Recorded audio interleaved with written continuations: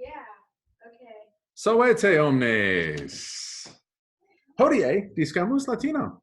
Et vertite ad paginam dus cantus septem. Please turn to page 207. We're going to read Cana Haterii, or just bits and pieces here and there of Cana Haterii. And Clementine would like to say hi. Say hello, Clementine. Hi. Oh, there she is. Zoe would like to say hi too. There we go. Great. Congratulations, everybody. They all want to say hello to you. Oh, 8th graders. So, folks, if we start at the beginning of page 207, now she wants to show you her Oreo, which is important. No more Oreos today. What in the world? Oh my goodness, they're taking advantage of me because I'm on the video here. Okay, now there's the dog. So we've had all our distractions. We're trying to get them out of the way right at the start. Now, Cana Haterii is full of distractions as well, as you may have noticed when you were reading last week. In the 9th hour, the friends and clients whom Haterius had invited so that they could celebrate his birthday with him, they entered the dining room. Happy birthday. And happy birthday. Yes, happy birthday. It was like it was a birthday. In fact, it was Haterius' birthday. On page 207, I just read the first 2 lines. Now, after that, let's check on line 6. Next to Haterius, Titus Flavius Sabinus, the consul, a man of highest authority, was reclining. So hopefully you guys got that. Now, if we flip the page and we go to page 208, you might remember that the wine steward, the sommelier, was reciting with a great voice that they had Falernian wine, the 100-year-old variety. And then the part you all were supposed to read, which is simply lines 20 through 32. I wanted to just spot check that with you very quickly. Page 20, line 27 on page 208. Please look there. This girl, he said boastfully, is a very learned philosopher by name Euphrosyne. By my order, she came here from Athens, where the most famous philosophers live. She must be listened to by us diligently. In other words, we've got to listen to her diligently. All right. So hopefully you got that. And then, of course, it ends by saying it pleases us, my Euphrosyne, to learn something, aliquid, something from you of philosophy, or something about philosophy from you. And so here we have Philosophia. Philosophia is starting. And it's a similar assignment to last time in that I'm going to ask you to follow along with me here. Pause it as you need to on page 210. Pause it as you need to, and come back to something that maybe I said too quickly or read too quickly, that sort of thing. We're on Philosophia. And I'm going to ask you to read, translate, and write down the entire thing. All right, here we go. Euphrosyne addressed her guests who were watching her avidly. Should I sing the whole thing? I'm feeling like a song today. I feel witty. I feel pretty. I feel like singing the Latin today. I feel witty. Oh, so pretty today. How was that? I think you probably enjoyed that, Rapense. Comite, I'm sure you enjoyed it as well. You all are always up for a nice song. There we go. Dadile, you too. And here we go. Primum fabula brevis mihi naranda est. First, a short story must be told by me. In other words, I've got to tell a short story. Once there was a man who, what's she going to say about this man? Oh, a poor man, a pauper. Once there was a pauper man, a poor man, on line 3, once there was a poor man who had a small farm, the best wife, the most caring kids, and the most dear kids, carissimos, the most dear kids. And he was accustomed to work strenuously on his fundo, on his farm, so that he could provide, so that he could praeberet. We're in line 5 now, so that he could praeberet, so he could provide for himself and for his own people, so he could provide for them food. So he could provide food for himself and his own people, and his own people here are his relatives. That's who he's providing food for. Of course he was insane, exclaimed Apollonius. Oh, there's some food that he was providing for his people. There we go. Except, as you know, bananas are New World. Let's not get confused. This is still Old World. They didn't have bananas, all right? They did have kids who like to be in front of the camera, though, if they had cameras. There we go. Okay, now, of course he was insane, exclaimed Apollonius. He was a very lazy man. No one except an insane person works. That's what Apollonius said. To whom Euphrosyne responded with a calm voice. And she said, it must be worked by all, however. In other words, everybody's got to work. Even those who are giving dinners to magistratibus with the hope of favor. Indeed, they are working.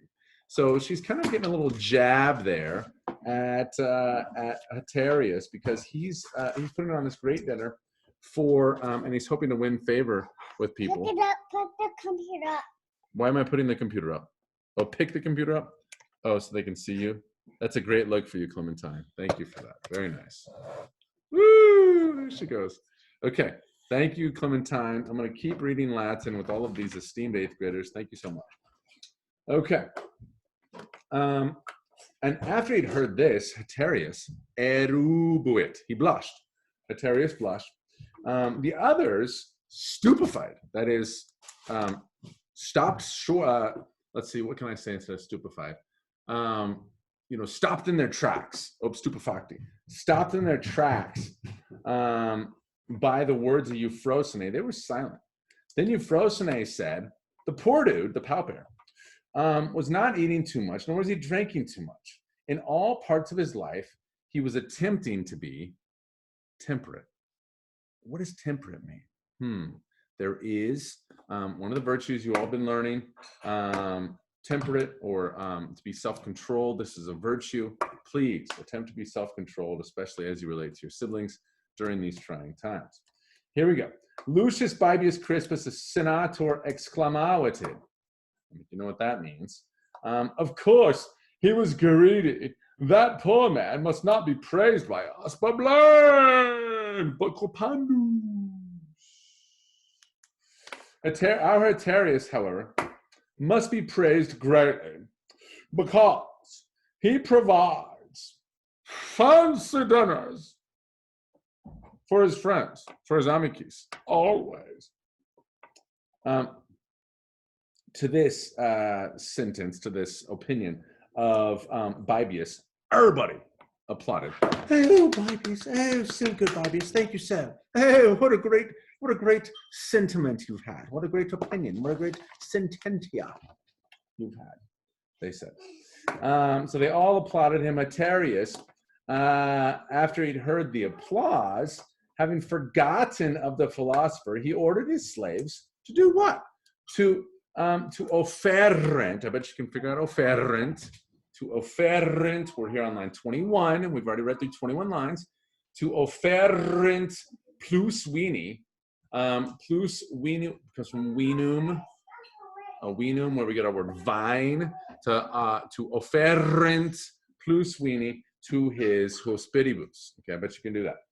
Euphrosyne added these things, however, but the poor man suffered many casus, many hardships. For he lost his uxorem and his liberos. He was afflicted by a very serious illness. He lost his farm. It was ripped away by soldiers. Afterwards, he himself oppressed by poverty, by inopia, by poverty, and led away into slavery. Actually, he lost his libertatem. He lost his freedom. Oh my goodness, this guy had a rough life. Nevertheless, because he was a Stoic, he was suffering these terrible things. He was patiebator. He was being patient or suffering these terrible things always with an even keel, with an even mindset. Finally, having confectus, having completed his labors in his old age, he died peacefully, tranquilly.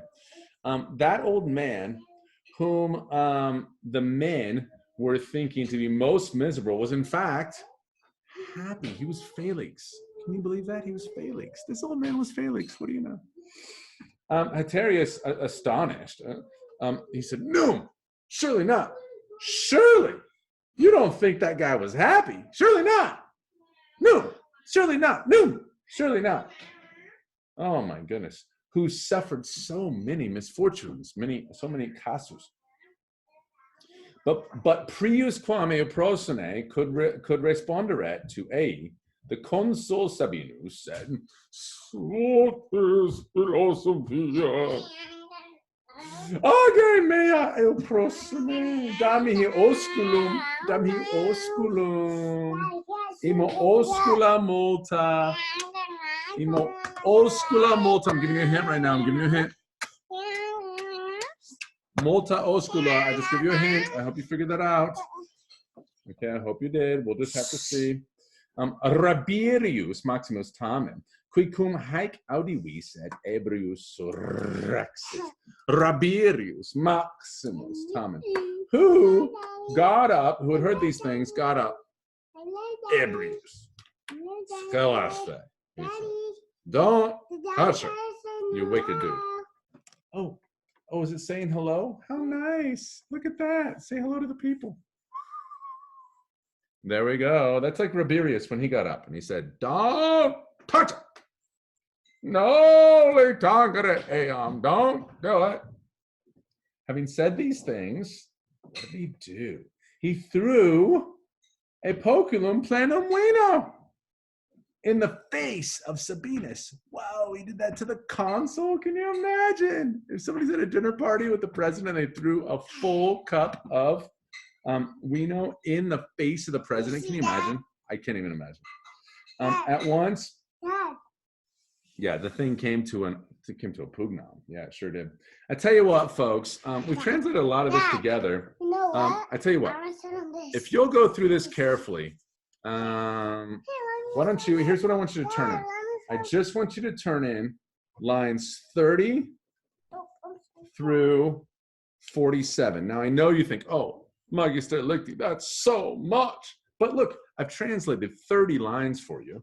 And I translated a lot of the rest for you also. In fact, I really translated through 39 for you. So you really have about 8 lines that you truly have to translate. You should be able to do that in, half an hour at the most, maybe 45 minutes, maybe an hour max if you really struggle. But that's what I want you to do. Let me just share this screen with you and tell you the assignment here. All right, here we go. So, right, a translation for lines 30 through 47. All right, this is on pages 210 and 211. Please write that out. Guys, remember I've translated through line 39 for you. So really this is 8 lines. It shouldn't take you a crazy amount of time. Hopefully you guys can knock that out and you get a little bit challenged along the way. You get a little bit smarter in Latin and you get better. All right, folks. Pax vobis cum.